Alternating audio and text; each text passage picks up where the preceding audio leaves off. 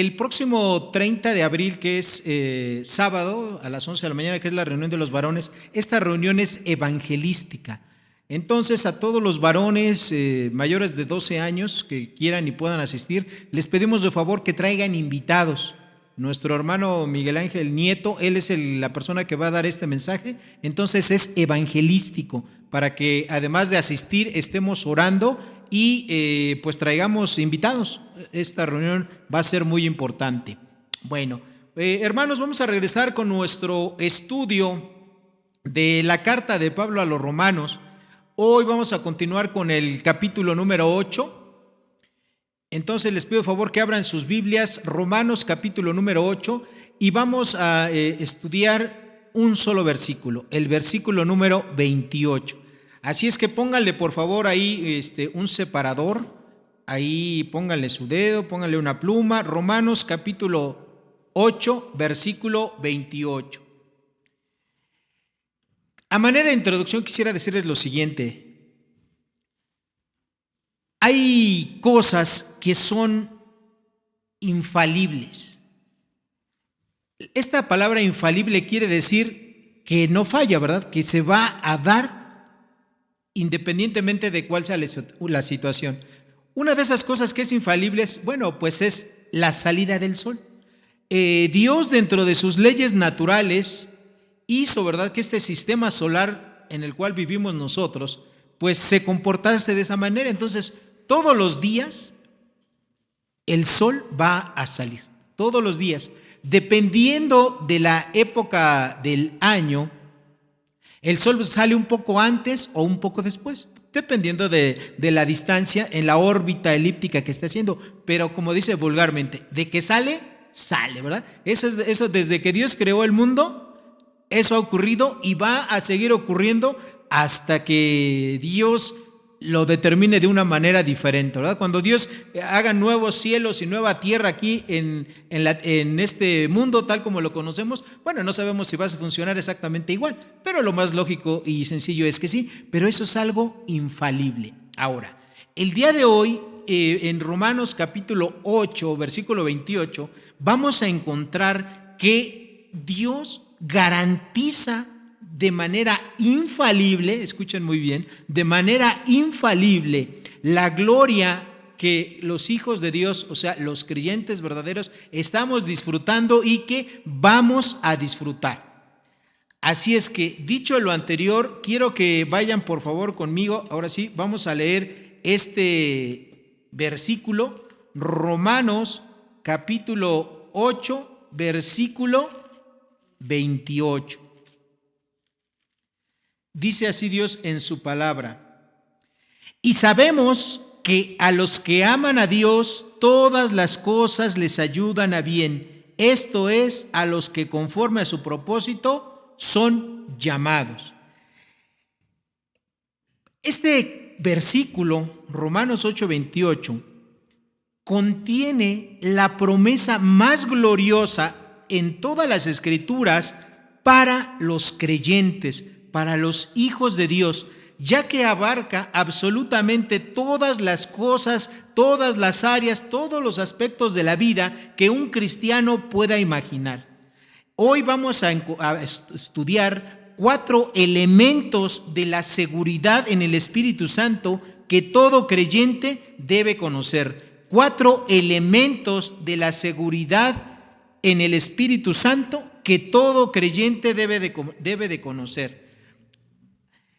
En los versículos previos, en este mismo capítulo 8 de Romanos, encontramos que el Espíritu Santo es el que intercede por nosotros delante de Dios con gemidos indecibles. El Espíritu Santo garantiza, ¿verdad?, de que somos hijos de Dios. El Espíritu Santo nos da la seguridad y la tranquilidad de saber que Él está con nosotros, que la presencia de Dios vive dentro de nosotros. Y eso es algo muy, pero muy importante. Esa es una garantía, algo infalible de la gloria de Dios. Ahora, este estudio está dividido en 4 partes. La primera parte está en el versículo 28, en la parte A. ¿Qué dice el versículo 28 y la parte A? Dice: y sabemos, ¿ok? Esa es una certeza de la seguridad. Esta palabra que aquí se traduce como sabemos, está en un tiempo verbal que se conoce como un tiempo presente indicativo. Nosotros sabemos. Bueno, esta palabra de que nosotros sabemos habla de una absoluta y total certeza de algo que nosotros ya hemos experimentado. Es como si yo a ustedes les preguntara, bueno, hermana Esmeralda, ¿de qué color tiene los ojos? Cafés, ¿verdad? Eso es algo total y absolutamente comprobable, que ella sabe, que ella lo ve, que todos los días se vea entre el espejo, ¿verdad? Se peina, a lo mejor se pone rímel, se pinta el ojo, etcétera, y pues sabe que es café. Y todos nosotros lo podemos constatar de que es de color, ¿qué? Café sus ojos. Bueno, de la misma manera, para los cristianos, todos nosotros sabemos, y esto debe de ser una total y absoluta certeza en nuestra vida, que tenemos al Espíritu Santo dentro de nosotros. El apóstol Pablo en esta parte no está expresando ninguna intuición, no está expresando una opinión particular o no está expresando un buen deseo, no, sino está diciendo que lo que él va a mencionar a continuación es algo totalmente cierto, totalmente confiable. Ahora, en este sentido, nosotros los creyentes sabemos por encima de cualquier cosa o cualquier otro aspecto de nuestra vida que nuestra vida está en las manos de ¿quién? De Dios. ¿Okay? Nuestra vida, tu vida y mi vida, si somos verdaderos cristianos, está en las manos de Dios, no está en las manos de ninguna otra persona. Hay personas que a lo mejor cuando están hablando, ¿verdad? Por ejemplo, un doctor, cuando uno va al doctor y tiene una enfermedad grave, uno le dice al doctor, doctor, mi vida está en sus manos. Y se lo decimos de una manera coloquial. Bueno, hay gente que sí cree eso de a de veras, pero en realidad la vida de esa persona no está en las manos de un doctor, está en las manos de Dios. Pero para un creyente, para un hijo de Dios, nuestra vida está total y absolutamente en las manos de nuestro Dios. No importa lo que tengamos físicamente, no importa lo que tengamos mentalmente, no importa lo que tengamos emocionalmente, nuestra vida está únicamente en las manos de Dios. Y eso para nosotros debe de ser una total y absoluta sinceridad. ¿Sí? Creer que nuestra vida realmente está en las manos de Dios. Es muy triste saber que muchos cristianos a lo largo de la historia, incluso en nuestros días, se niegan a creer que Dios garantiza esta total y absoluta seguridad de que su alma, una vez que esta persona es un verdadero creyente, su alma está resguardada desde el momento de su conversión hasta el último instante que esté aquí en esta tierra. Su alma está resguardada por Dios, y que cuando esa persona ya no esté aquí, su alma va a estar en el cielo. Hay incluso personas, ¿verdad?, que aún siendo creyentes, ellos piensan que la salvación se pierde, que a pesar de que tengan al Espíritu Santo dentro de ellos mismos, su salvación se pierde, y eso básicamente es un grave error. Ahora, por otra parte, hay personas que siguen pensando que la salvación es algo que es una colaboración. ¿Qué es una colaboración? Es decir, que Dios, por una parte, hace la obra, ¿verdad? Ya hizo la obra al morir Jesucristo en la cruz, al llamarnos a la salvación, ya hizo su obra, pero que el hombre también contribuye a esa salvación mostrando un sí, o dándole el sí a Dios. La salvación no depende de lo que el hombre pueda pensar o hacer. La salvación depende únicamente ¿de quién? De Dios. Esa es nuestra total y absoluta certeza. Si sencillamente dependiera de nosotros, no nos salvaríamos. Porque el hombre por naturaleza, ¿a dónde va? ¿A hacer lo bueno o a hacer lo malo? ¿A seguir a Dios o a alejarse de Dios? Evidentemente a lo segundo, ¿verdad? El hombre por naturaleza siempre se va a querer separar de Dios a causa del pecado. Entonces, cuando Pablo dice que nosotros sabemos, quiere decir que los cristianos verdaderos tenemos la total y absoluta certeza de que nuestra alma está segura, está confiada, ¿en dónde? En las manos de Dios. Ahora, La segunda parte, el alcance de esa seguridad. En la siguiente parte de ese versículo 28 dice, y sabemos que a los que aman a Dios, todas las cosas les ayudan a bien. El alcance de la seguridad de la salvación, el alcance de saber que dentro de nosotros está Dios mismo en la persona del Espíritu Santo, debe de proveer para nosotros una total y absoluta certeza de que Dios, cualquier cosa que te pueda ocurrir en esta vida, es porque Dios así lo quiere, Dios así lo permite, y todas esas cosas abarcan absolutamente todo. No tiene características, no tiene límites, no tiene algo que lo limite, no hay ninguna restricción. ¿Okay? El amor de Dios, dice, fíjense bien lo que, me voy a saltar tantito, ahí en Romanos capítulo 8, el versículo 39 dice, porque a los que antes conoció, a estos también predestinó para que fuésemos hechos conforme a la imagen de su Hijo Jesucristo, para que Él sea el primogénito de los hermanos. Y me voy a saltar unos versículos más hasta el 39. Cuando Pablo está explicando de la seguridad de los creyentes, dice que ni lo alto, ni lo profundo, ni ninguna otra cosa creada nos podrá separar del amor de Dios que es en Cristo Jesús. En otras palabras, hermanos, su vida y mi vida, independientemente de la situación que estemos pasando, nada de lo que pueda ocurrir te puede separar del gran amor de Dios que es en Cristo Jesús. No importa que usted esté muy enfermo, no importa que usted se vaya a otro país, no importa que usted pase cualquier situación, por muy difícil y adversa que sea, usted como cristiano está en las manos de Dios. Y eso tiene que ser un motivo de agradecimiento y tiene que ser un motivo para que usted esté tranquilo. ¿Ok? Usted desde el momento que es un cristiano, usted está en las manos ¿de quién? De Dios. Ahora, vamos a explicar algo muy importante. Dice aquí, cuando dice, y a los que aman a Dios, dice, todas las cosas les ayudan a bien. Esta frase, les ayudan, o sea, todas las cosas, quiere decir, viene de la palabra con la cual lo utilizamos ahora para decir algo que es sinergia. No sé si ustedes sepan lo que quiere decir esta palabra sinergia. Por ejemplo, en matemáticas, cuando yo tengo un 2 y le sumo otro 2, ¿cuál es el resultado?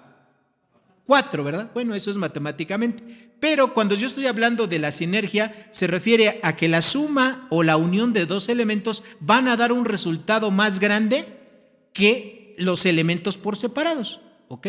Por ejemplo, si yo agarrara dos sustancias que son altamente venenosas, como lo es el sodio y el cloro, ustedes saben que esas sustancias son venenosas, ¿no? Yo si, por ejemplo, aquí el cloro es un gas en su estado natural. Si yo aquí suelto un recipiente con cloro y ¡fum! Ahora sí que le quito la tapa y lo aviento, pues el cloro va a salir y todos ustedes se van a salir con los ojos irritados, van a empezar a toser porque es venenoso. ¿Ok? Bueno, pero ¿qué pasa si yo junto el sodio con el cloro? Bueno, yo obtengo algo que se llama sal. Y la sal evidentemente pues es algo muy útil, ¿verdad? Es algo que nos sirve si lo utilizamos en las cantidades necesarias. Bueno, eso es un ejemplo de lo que sería una sinergia, es decir, la suma de dos cosas, o sea, como en matemáticas 2 más 2 es 4, en lo que es sinergia es diferente. Si yo sumo o junto dos elementos, me van a dar un resultado mucho mejor, incluso independientemente de los elementos que puedan ser. ¿Sí me explico? O sea, si cualquiera de ustedes y yo agarramos nada más el cloro así en su estado natural, pues nos va a dañar. Pero ya combinado, obviamente, con el sodio, nos va a dar un beneficio, ¿verdad? Algo importante. Bueno, quédense con esto en mente. ¿Por qué? Porque precisamente es donde a veces a los cristianos nos cuesta trabajo, ¿sí?, darnos cuenta que cuando Dios permite un sufrimiento, cuando Dios permite algo malo en tu vida, Dios de todas maneras ese sufrimiento, eso malo que te pasó en tu vida, lo va a tomar y lo va a transformar para darte algo mucho mejor, algo que propiamente es ese sufrimiento o es ese padecimiento. ¿Okay? Esta palabra aquí, que todas las cosas les ayudan a bien, es una palabra que no precisamente se trata de que las cosas se den de una manera fortuita. Es decir, no es que si te pasa algo malo, de manera fortuita, o como dice la gente vulgarmente, el destino, las circunstancias, eso es lo que va a hacer que eso malo que te pasó sea transformado para un bien. No, el que está atrás de esa sinergia, el que está atrás de eso malo para transformarlo en una bendición, es Dios mismo. Dios mismo es el que está haciendo todas esas cosas, aún las cosas malas, aún las cosas que podemos considerar aquí catastróficas para nuestra vida. Dios las está transformando para una bendición. Esa bendición la podemos ver a veces de manera inmediata, o a veces nos vamos a tardar tiempo para poder descubrir cómo es que Dios va a transformar eso que para nosotros de entrada fue bastante mal. ¿Ok? Ahora, Dios nos ha dado muchas cosas buenas. Es más, Dios nos ayuda en muchas cosas, inclusive en cosas buenas y en cosas no tan buenas, como dije, cosas malas. El problema es que nosotros no nos damos muchas veces cuenta de ello. Vayan conmigo, por favor, a Segunda de Corintios capítulo 12, versículos 9 y 10. Segunda de Corintios capítulo 12, versículos 9 y 10.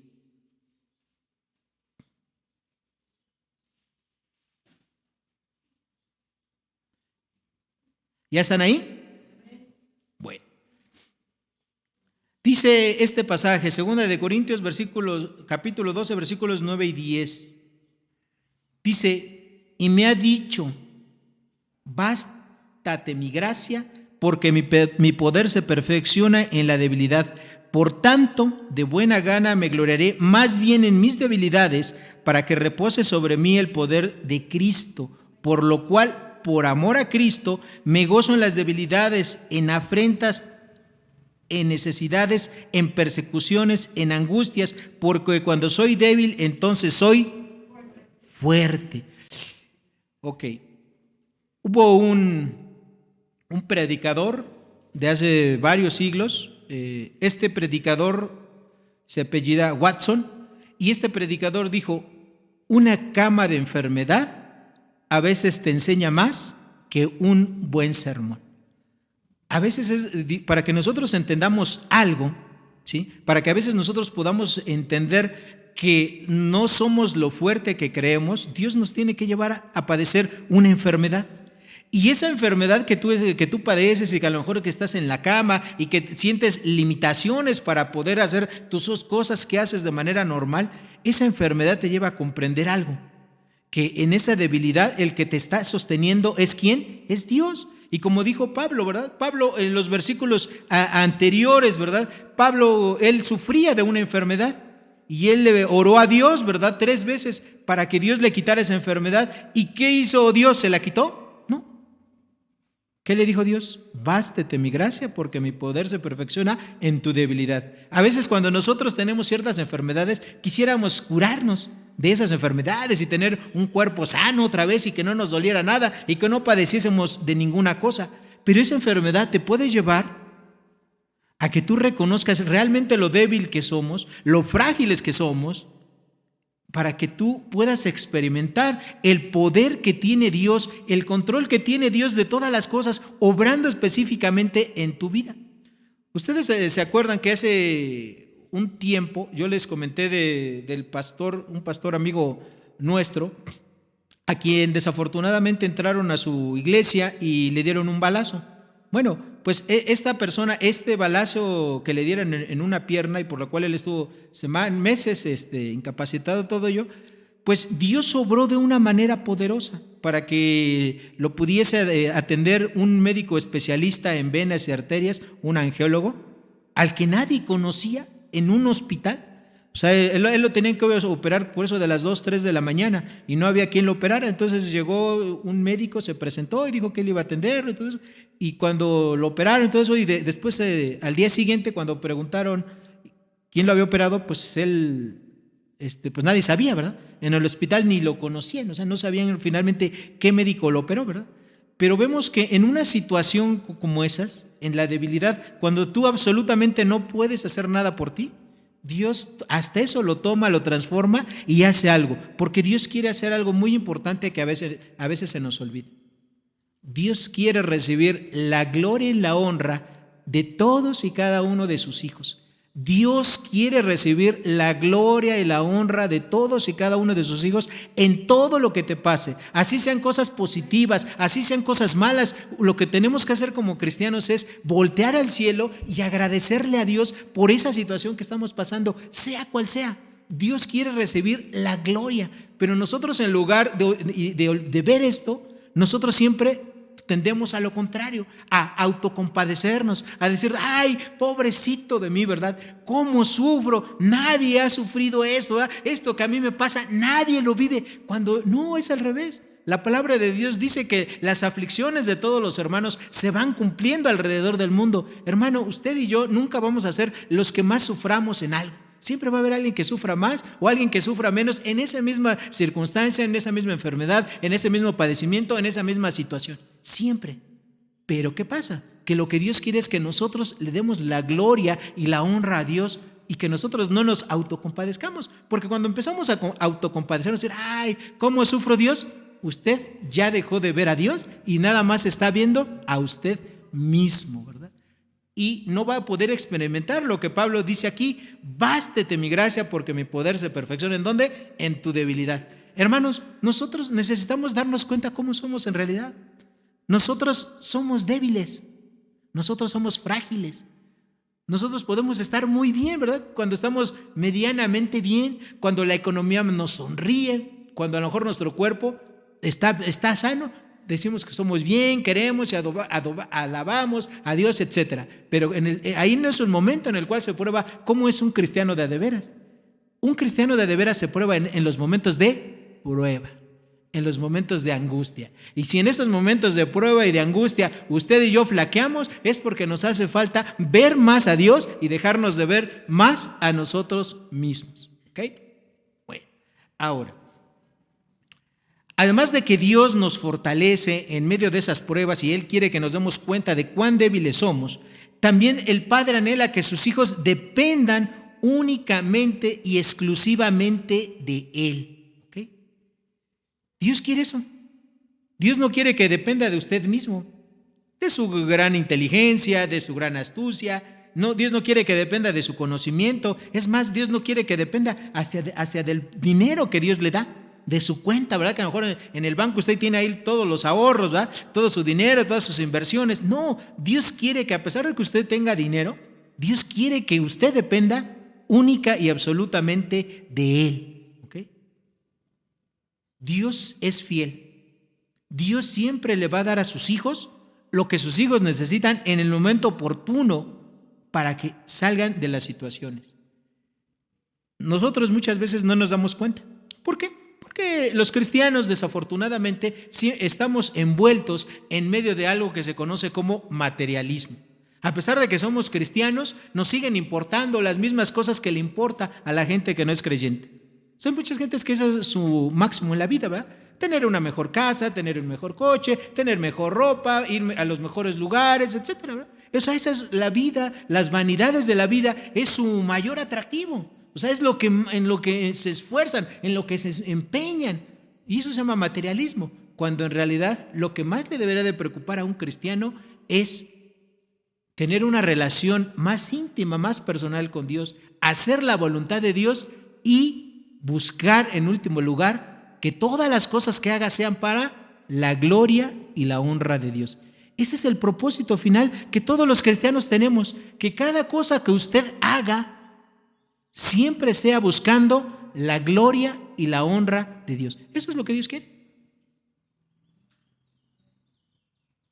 El propósito de Dios es sencillo. Que todas las cosas que nosotros hagamos sean para darle la gloria y la honra a Él. Pero nosotros perdemos de foco eso.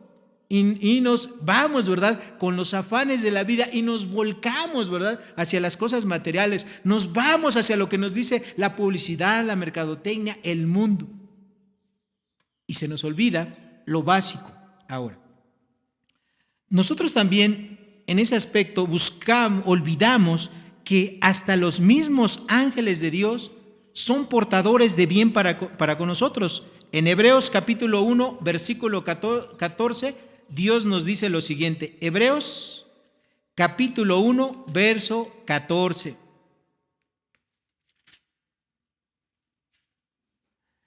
En este pasaje Dios está hablando acerca del tema de los ángeles y en el versículo 14 concluye lo siguiente: ¿no son todos espíritus ministradores, hablando de los ángeles, enviados para servicio a favor de los que han de ser herederos de la salvación?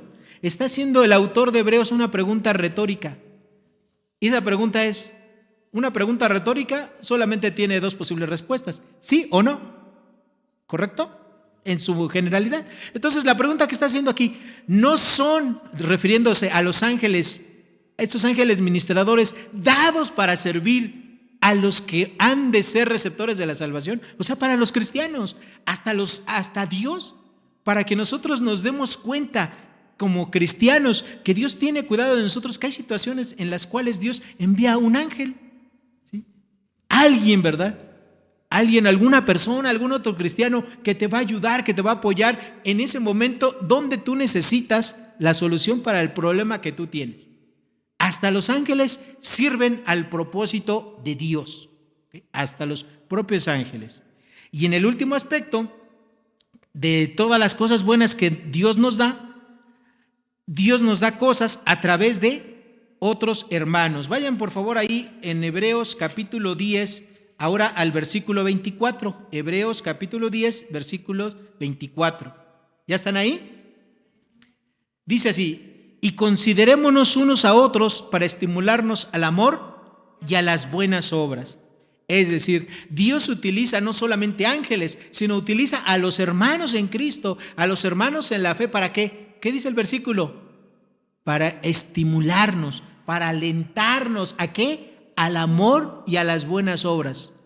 No porque con eso vayamos a alcanzar la salvación, no, las obras las hacemos los cristianos porque ya somos salvos. Las obras las hacemos ¿para qué? Para que la gente, para dar testimonio, para que la gente vea que somos verdaderos cristianos, que somos hijos de Dios, y para que nosotros recibamos la ayuda, o los hermanos reciban la ayuda en el momento que lo están necesitando. Entonces, esa es una cosa buena. ¿Algo más? Bueno, para los que están tomando nota, esta misma idea está en Romanos capítulo 1, versículo 12. Anótela, no lo vamos a leer ahora. No solamente Dios da cosas buenas, Dios también utiliza las cosas malas para atraer bien a su pueblo. Y esa es la parte en la cual no nos gusta mucho. Las cosas buenas que les acabo de mencionar, esas sí nos agradan, ¿verdad? Esas sí las recibimos. Dios, ayúdame, ¿va? Dios, provéeme de una manera excepcional. Dios, manda a tus ángeles. Qué bueno que me ayuden. Dios, que los hermanos me ayuden. Qué padre. Todo eso está todo dar, ¿no? Pero las cosas malas también vienen de parte de Dios. Y esas cosas malas, Dios las va a transformar al final para una bendición. Ahora, ¿cuáles son esas cosas malas que podemos recibir los hijos de Dios? Estas cosas malas hay tres categorías. Las primeras cosas malas que podemos recibir se llaman sufrimiento. Algunas cosas que nosotros recibimos como sufrimiento son la consecuencia de ser obedientes a Dios. Cuando tú quieres obedecer a Dios y obedeces a Dios, puedes recibir sufrimiento. Y no solamente en el caso extremo de tu propia vida, como son los cristianos que eran entregados a los leones, o como algunos hombres que no se retractaron de su fe, o como algunas personas que por su fe aquí simplemente en el sureste de nuestro país, conforme nosotros nos vamos alejando para Chiapas, para Oaxaca, etcétera. Bueno, ahí por ser cristiano te puede costar la vida, te quitan tus tierras, no te venden comida, en fin, muchos padecimientos. Bueno, eso es parte de lo que Dios permite. El dolor es parte de lo que Dios permite, porque Dios lo quiere transformar para una bendición. Bueno, ustedes pueden decir, bueno, pues no, que Dios me ama. Pues sí, pero Dios hasta el sufrimiento lo va a transformar, lo va a utilizar para una bendición. En la Biblia tenemos ejemplos, y con esto quiero poner por los suelos la idea, ¿verdad?, errónea, que a veces hasta los propios cristianos compran, ¿verdad?, de sectas. Por ejemplo, hay una secta que se anuncia en la televisión, ¿verdad? Y ellos te dicen, pare de sufrir, ¿no? Si usted tiene una enfermedad, un padecimiento, algo, olvídese. O sea, Dios no quiere eso para usted, ¿verdad? Usted deje de sufrir. Cuando a veces el sufrimiento es el medio que Dios está utilizando para que tú conozcas a Dios, para que Dios te perfeccione, para que tú te des cuenta de tu debilidad. Ahora, en la Biblia tenemos varios ejemplos. Uno de esos ejemplos es Noemí. ¿Sí se acuerdan quién es Noemí? ¿Quién fue Noemí? ¿Quién fue? La suegra de Ruth. Bueno, ¿y esta mujer qué le pasó?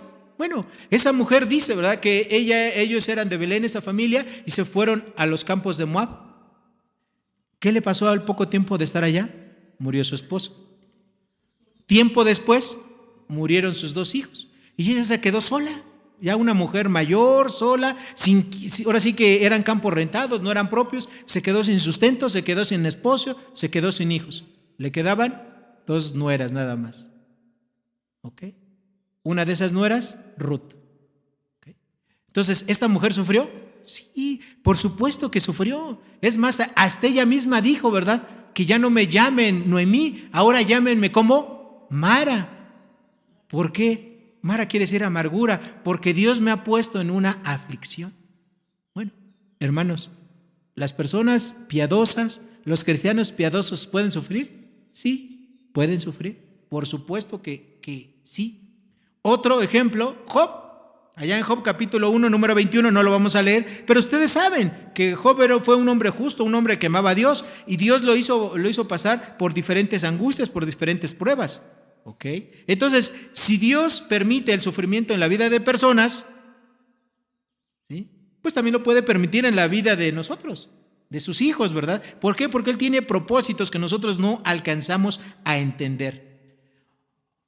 A veces el sufrimiento viene como disciplina de parte de Dios, y esto se debe debido al pecado. ¿Ok? El pecado también trae sufrimiento. Ejemplos tenemos muchos en la Biblia. Uno de ellos, pues David. O sea, cuando David pecó con Betsabé, Betsabé quedó embarazada. ¿Y qué le pasó a ese hijo de David? Tiempo después que nació. Murió. ¿El rey David sufrió? Por supuesto que sufrió. Pero esa muerte fue causa de una disciplina de Dios.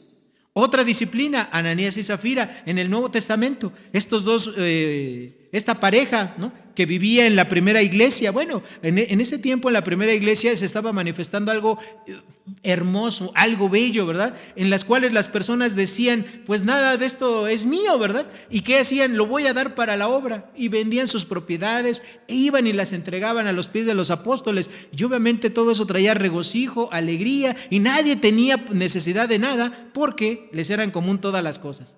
Y esta pareja, Ananías y Zafira, ¿qué dijeron? Bueno, nosotros tenemos una heredad. Esto de recibir reconocimiento, todo eso como que nos gusta, ¿verdad? Vendieron la propiedad, pero en lugar de entregar todo lo que había costado de esa heredad, pues ellos se quedaron con una parte. El problema no fue que se quedaran con una parte, ellos podían ofrendar todo o una parte. El problema fue que quisieron, ¿verdad?, pasar por muy espirituales, de decir, sí, nosotros entregamos todo. ¿Cuál fue la disciplina de Dios? Que ambos murieron.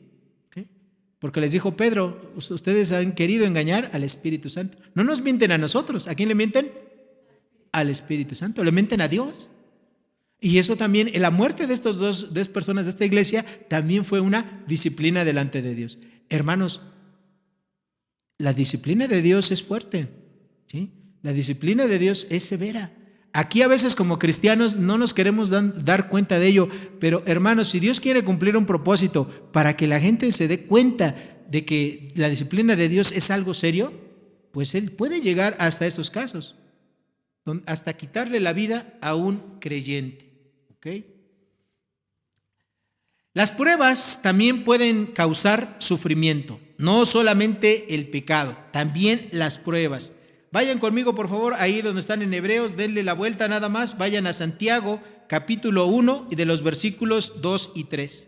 Santiago, capítulo 1, versículos 2 y 3. ¿Qué pasa cuando estamos en algunas pruebas? Bueno, dice Santiago, hermanos míos, tened por sumo gozo cuando os halléis en diversas pruebas, sabiendo que la prueba de vuestra fe produce, a ver fuerte, Sabiendo que la prueba de vuestra fe produce ¿qué? Paciencia, ¿verdad? Hermano, si usted está padeciendo una prueba, usted no se tiene que sentir triste. Usted no se tiene que sentir acongojado ni preocupado. Usted lo que tiene que estar esperando es con expectativa, Dios, ¿qué va a pasar con esta prueba? Fíjense que hay una diferencia entre cometer pecado y una prueba. Las pruebas no quiere decir que estemos en pecado, ¿ok?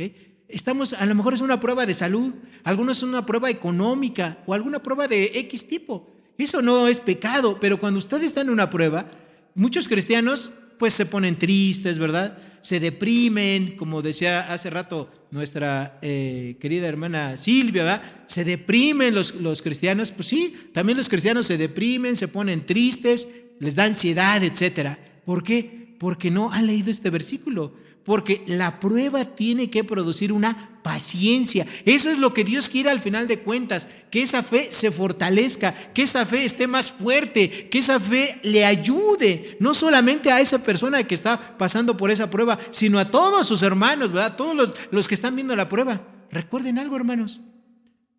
Nosotros aquí, aunque pensemos que estamos sufriendo por una prueba aquí solitos, que nadie nos ve, ¿qué cree? Pues dice la Escritura también allá en Hebreos que tenemos una gran nube de testigos viéndote. ¿Quién te está viendo? ¿Quién es esa gran nube de testigos? Los ángeles. Dios. ¿Te están viendo? Estás viendo Dios como cuando tú estás en una prueba, Dios te está viendo. Está así como con binoculares, ¿ah? ¿Sí? Como tú no estás, bueno, estamos, ¿verdad? Como en un microscopio. Dios nos está viendo para ver cómo respondemos. ¿Cómo nos estamos comportando? Si realmente dependemos de Él, y cuando nosotros dependemos de Él, va a pasar lo que aquí dice Santiago, que la prueba de vuestra fe produce ¿qué? Paciencia. ¿Okay? Versículo 4, mas tenga la paciencia su obra completa para que seáis perfectos, es decir, maduros y cabales, es decir, completos, sin que os falte cosa alguna. ¿Okay? Para eso son las pruebas, hermanos, que son a través del sufrimiento, para fortalecer nuestra fe. Igual allá en 1 de Pedro capítulo 1 versículo 7, para los que toman notas, pónganla por favor. 1 de Pedro capítulo 1 versículo 7. Y bueno, un ejemplo más de esto, de las pruebas de la vida, es José. Anoten la cita por favor.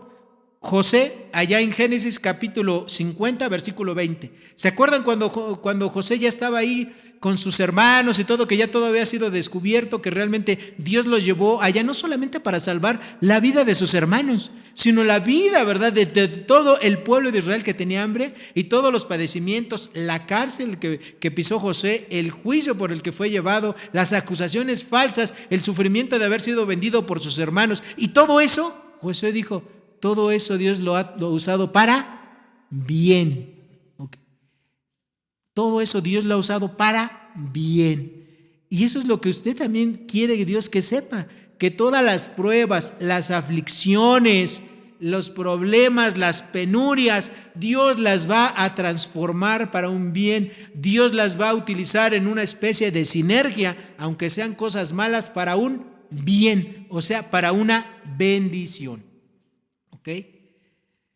Dios siempre quiere utilizar todas las pruebas, todo el sufrimiento para nuestro bien. ¿Okay? Ahora, la tercera parte de lo que nos produce sufrimiento, además del pecado, además de las pruebas, es la tentación.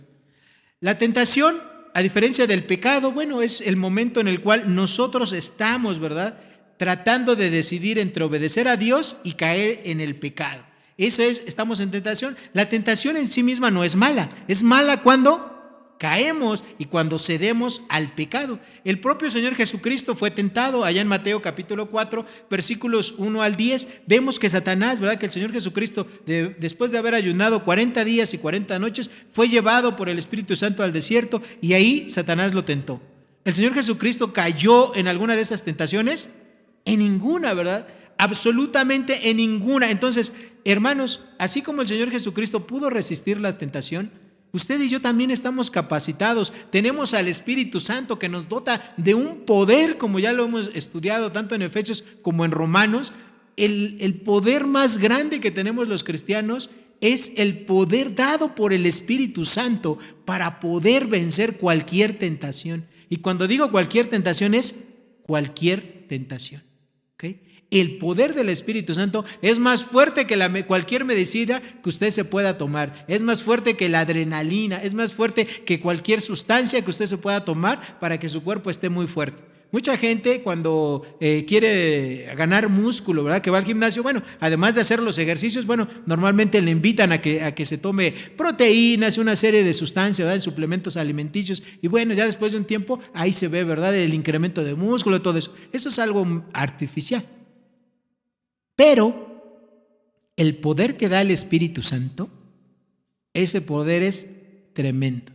Y una parte de ese poder, se utiliza la palabra dinamis, que es donde viene la palabra dinamita. Dunamis, quiero decir, dunamis, donde viene la palabra dinamita. Ustedes ponen aquí un poco de dinamita y le prenden un fósforo, volamos, ¿verdad? Aquí. El poder que tiene es enorme. Bueno, el poder que nos da el Espíritu Santo es tan grande que nos sirve para vencer todas las tentaciones que podamos tener. Así que si un creyente cae en algún pecado y obviamente antes de caer en ese pecado estuvo ahí en un tiempo de prueba, de tentación, cae porque es seducido por él mismo, porque es seducido por el mundo, porque es seducido por Satanás, pero no es porque Dios lo haya permitido que cayera en ese pecado. Acuérdense, Dios no puede ser tentado, ni Él tienta a quién, a nadie. Eso es lo que dice Santiago. Nadie. Cuando alguien cae es seducido por su propia concupiscencia, es decir, por su propio pecado. Entonces, la tentación es un momento en el cual también puede traer sufrimiento a nuestras vidas. ¿Ok? Deberíamos todos los cristianos, ¿sí?, recordar un salmo hermoso. Vayan por favor conmigo. Salmos 119, 11. Salmos 119, verso 11.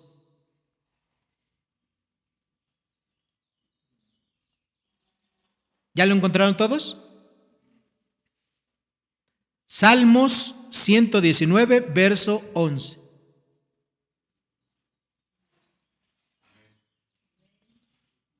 ¿Ya lo tienen todos? Nada más escucho como 2 o 3 amenes, ¿los demás no lo tienen?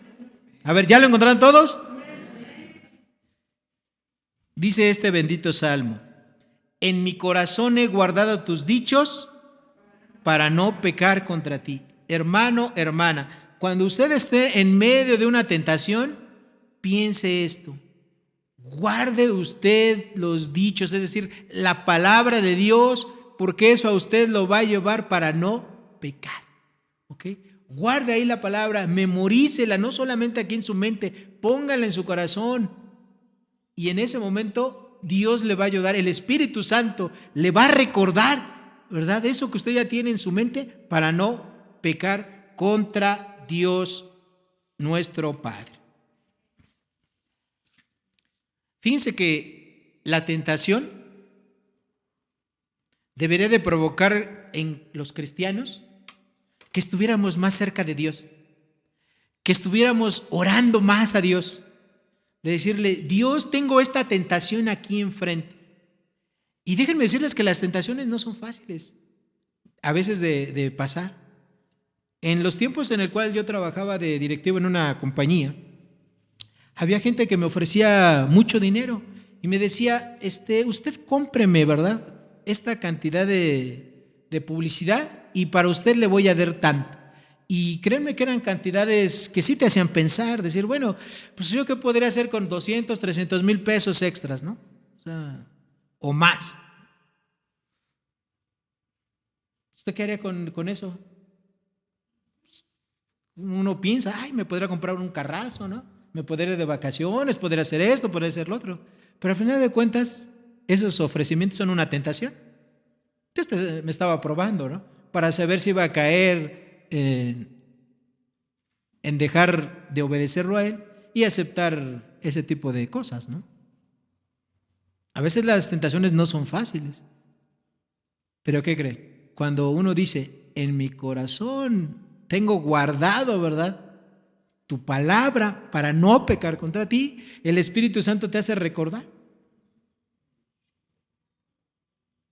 Y el Espíritu Santo te hace recordar. Tu testimonio como un cristiano es más valioso que cualquier cantidad de dinero que te puedan dar. ¿Sí? Tu testimonio como un cristiano es más valioso que todo el dinero que te puedan ofrecer.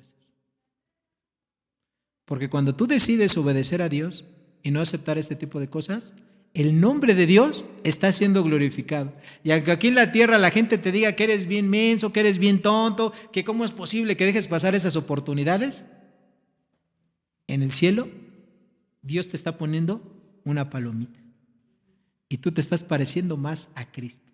¿Qué decía el apóstol Pablo cuando estaba en este tipo de situaciones? Lo estudiamos en Romanos capítulo 7, versículos 24 y 25. Pablo dijo, dándose cuenta del cuerpo, ¿verdad?, de que es un cuerpo que sigue pecando, miserable de mí, ¿verdad? ¿Quién me librará de este cuerpo de muerte? Pues el que nos libra del cuerpo de muerte es el Espíritu Santo. Con el poder que Él nos da, podemos vencer cualquier tentación. Y cuando digo cualquier tentación, es cualquier tentación. ¿Okay? El punto número 3 lo encontramos en el versículo 28 de Romanos, y en la parte 3 de Romanos 8 nos dice, a los que aman a Dios, todas las cosas les ayudan a bien. Pero ¿quiénes son estos que aman a Dios? ¿Quiénes son estos que son llamados? Porque este es el punto 3 de este mensaje. Los receptores de la seguridad, los llamados. ¿Quiénes son los llamados? Los que dicen aquí, los llamados. ¿Quiénes son los que aman a Dios? Los verdaderos cristianos, los verdaderos hijos de Dios, los verdaderos salvos, los verdaderos creyentes. A estos sí, todas las cosas les van a ayudar a bien, todas las cosas que le pasen, sufrimiento, tentaciones, hasta pecado, y esto no es una licencia para que pequemos, hasta el pecado, todo eso Dios lo va a tomar, lo va a transformar en una bendición. A veces esas bendiciones van a ser inmediatas, las vamos a ver seguidamente. A veces las vamos a ver más adelante, y otras, ¿quién creen? Las vamos a ver en el cielo. Allá las vamos a ver. A lo mejor aquí no las vemos en la tierra, pero debemos de tener esa seguridad de que Dios no es un hombre para que mienta, ni es un hijo de hombre para que arrepienta. Si Dios dice que todas las cosas nos ayudan a nuestro bien, hermano, hermana, todas las cosas nos ayudan a nuestro bien, absolutamente todo. Y a veces nosotros que somos como los judíos, ¿verdad?, que le reclamaban al Señor Jesucristo, queremos señal, dinos una señal. Y nosotros también a veces queremos ver la bendición aquí luego. No, las bendiciones a veces Dios nos bendice y las podemos ver aquí. A veces las vamos a ver en 2-3 meses, o a veces en 1 año, en 2 años, o en 5 años. Pero ¿saben qué? A veces las vamos a ver cuando estemos en la presencia de Dios. Y vamos a darnos cuenta, ahora entiendo, ¿verdad?, ¿por qué permitiste que me pasara eso? ¿Por qué permitiste, verdad, cuando estaba allá en la tierra que me quedara sin empleo? ¿Por qué permitiste, verdad, que a lo mejor un familiar falleciera? ¿Por qué permitiste, verdad, que me diera esta enfermedad? A lo mejor lo vamos a ver hasta allá en el cielo, pero lo vamos a ver. ¿Por qué? Porque Dios así lo dice en su palabra. Dios va a cumplir todo. Dios no va a dejar nada inconcluso. No es como nosotros. Nosotros podemos empezar aquí en la tierra muchas cosas, pero las dejamos incompletas. Dios no. Dios todo lo va a completar. Todo lo va a hacer perfecto. Entonces, aquí dice, a los que aman a Dios, los que son llamados, es decir, los que venimos llamados a la salvación, somos los que amamos a Dios. Nada caracteriza más a un cristiano verdadero como el amor que le tenga a Dios. Fíjate bien, nada identifica más a un creyente verdadero como el amar a Dios. Y el amar a Dios, mis queridos hermanos, no es decirlo con palabras. Es más, no es ni decirlo ni siquiera aquí cantando. No es que nos levantemos y alcemos las manos y digamos algo muy bonito, no. El amar a Dios lo vamos a manifestar en una sola cosa. El Señor Jesucristo, ¿qué dijo? El que me ama guarda mis mandamientos. En otras palabras, si tú eres un hijo de Dios, la prueba más irrefutable que eres hijo de Dios es que vas a guardar los mandamientos. Y vas a guardar los mandamientos de Dios porque el amar a Dios es algo que dijo que Jesucristo no es gravoso. ¿Okay? No es gravoso. Cuando una persona ama a Dios, pues va a congregarse. Cuando una persona ama a Dios, va a tomar estudios. Cuando una persona ama a Dios, va a predicar el evangelio. Cuando una persona ama a Dios, va a testificar. Cuando una persona ama a Dios, va a ayudar a su hermano que está en necesidad. Cuando una persona ama a Dios, va a ayudar al vecino que le pide ayuda. Cuando una persona ama a Dios, va a hacer tantas cosas, ¿sí?, que de otra manera no lo haría. Porque va a ser obediente a Dios y obediente a su palabra. Si una persona dice que ama a Dios, pero no guarda su palabra, es difícil de pensar que es un cristiano. Es difícil de pensar que es un verdadero hijo de Dios. Porque eso es lo que dijo el Señor Jesucristo. El que me ama, guarda mis mandamientos, guarda mi palabra.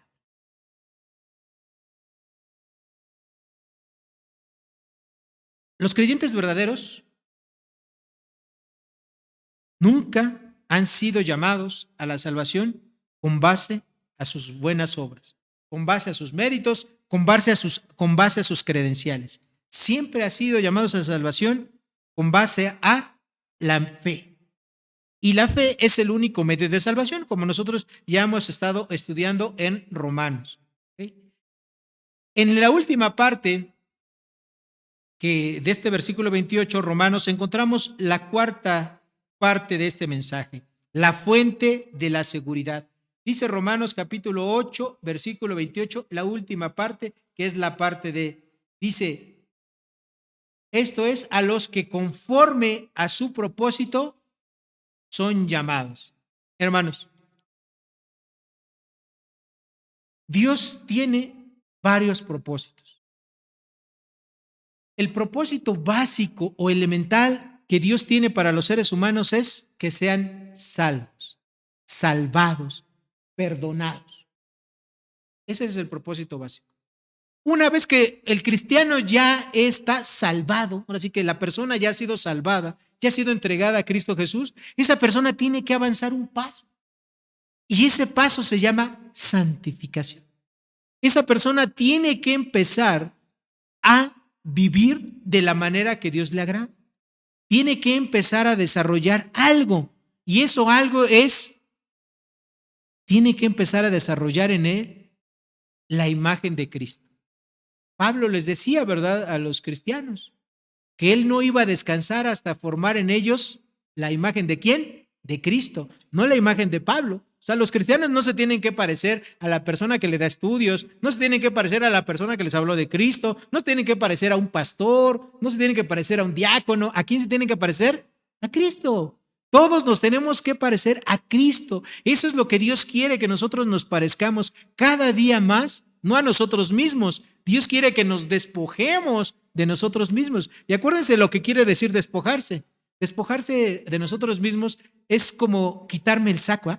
Si yo agarro este saco, me lo desabotono y lo tiro, y ahí lo dejo arrumbado, me estoy despojando de mi saco. Bueno, eso es lo que quiere decir, pero en términos espirituales. Despojarme del viejo hombre quiere decir eso, ¿verdad? Que yo deje mis pensamientos, que yo deje mis creencias, que yo deje mis hábitos, que yo deje todas las cosas incorrectas que yo hacía y que pensaba que estaban bien, y empiece a hacer las cosas correctas que Dios quiere. Que yo empiece nuevamente, ¿verdad? Y les digo esas cosas porque son las virtudes cristianas más sencillas. Que yo empiece a orar a Dios, que yo empiece a obedecer a Dios, que empiece a amarlo, a testificarlo, a ofrendar, a discipularme, a discipular a otros, a predicar el evangelio, a ayudar a la gente. Todo eso es lo que Dios quiere. Y de esa manera me estoy pareciendo más a Cristo.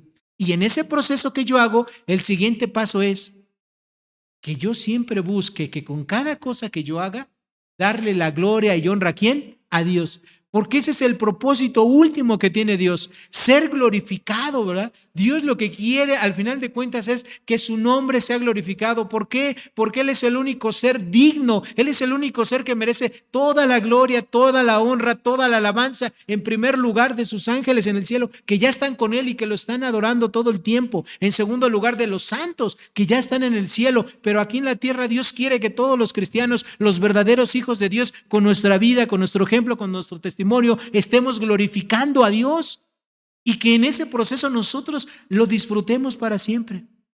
Le voy a robar unas palabras aquí a mi hermana Silvita. Ella decía hace rato en su testimonio, y lo ha dicho en otras ocasiones anteriores, que ella disfruta estar aquí en la presencia de nosotros. Disfruta estar aquí adorando y alabando a Dios en medio de los hermanos que compartimos con ella la fe. Hermanos, nosotros cada vez que hacemos algo para Dios tenemos que disfrutarlo.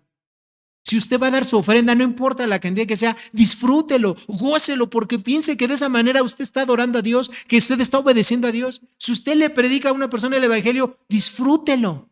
A mí, créanme, hermanos, pocas cosas me gustan, me emocionan tanto en el evangelio como es ir y predicarle a las personas. Pero no es lo único que hago. Pero eso me llena, me encanta ir a predicarle el evangelio a la gente. Me encanta predicar y créanme que lo disfruto y lo gozo. Y yo las horas que paso entre semana estudiando la palabra, buscando las definiciones, los verbos, viendo cómo se acomoda todo esto, créanme que para mí es un deleite. A veces ni me doy cuenta, ya pasaron muchas y muchas horas y estoy ahí metidazo. A veces me doy cuenta pues porque ya me da hambre, ¿no? O porque tengo que hacer alguna necesidad, etcétera. Pero si no, me podría seguir porque lo estás disfrutando. Y eso es lo que quiere Dios. Que todo lo que usted haga para su honra y su gloria, usted lo disfrute. Dios no quiere autómatas, Dios no quiere robots. Dios lo que quiere, ¿verdad? Son seres humanos, seres de carne y hueso que por su propia decisión y como dice Pablo, de una manera racional, lo estén buscando, glorificando, pero en ese mismo proceso que usted lo esté disfrutando. Que usted disfrute el hacer la voluntad de Dios. Como decía el salmista, ¿verdad? Oh, cuánto amo yo tu ley. Todo el día en ella es mi meditación. Lo disfrutaban los salmistas.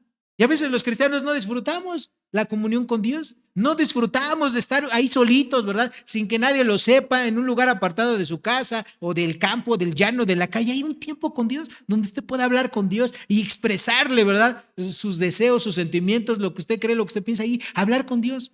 Hermano, hablar con Dios, orar a Dios, no es nada más irle a pedir cosas. Hable con Dios también. Cuando usted no tenga nada que pedirle a Dios, ¿verdad? Hable con Dios. A Él le encanta pasar tiempo con sus hijos. No necesariamente le tenemos que ir a pedir algo a Dios. También podemos hablar con Él. Debemos hacerlo, ¿verdad? Conclusión.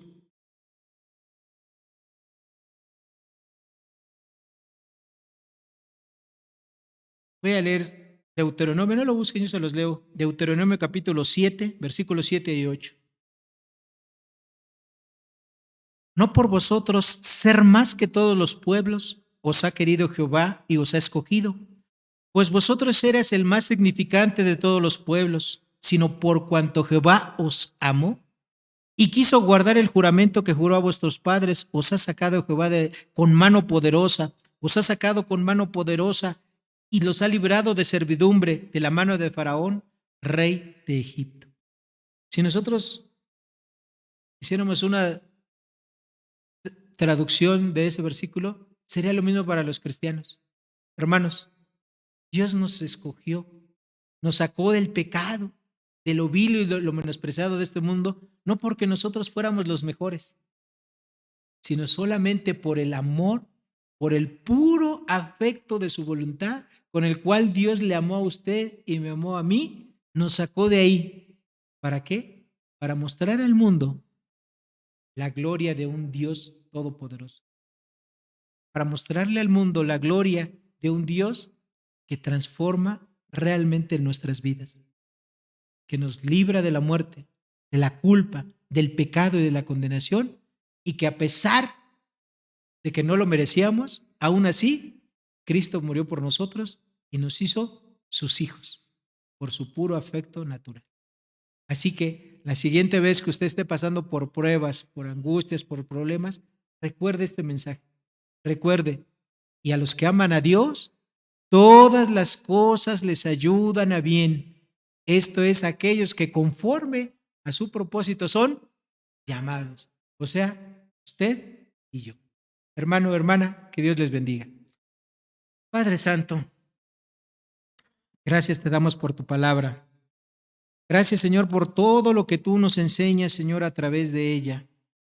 Dios, en este mundo tendremos aflicción, pero tenemos que estar confiados porque tú has vencido en este mundo.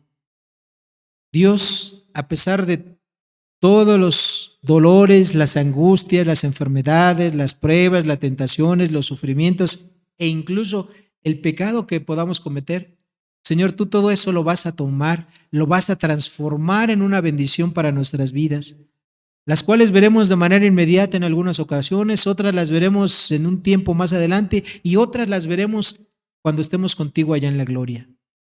Pero tú quieres que estemos seguros, ciertos de ello, Señor, que siempre tengamos los ojos puestos en Jesús, el autor y consumador de nuestra fe. Gracias, Padre, porque nos sacaste, Señor, del mundo, nos sacaste del pecado, nos sacaste de la condenación y nos has hecho libres. Gracias por todo ello. En el nombre de Cristo Jesús, te damos las gracias en esta tarde. Amén, Padre, y amén. Hermanos, que Dios les bendiga.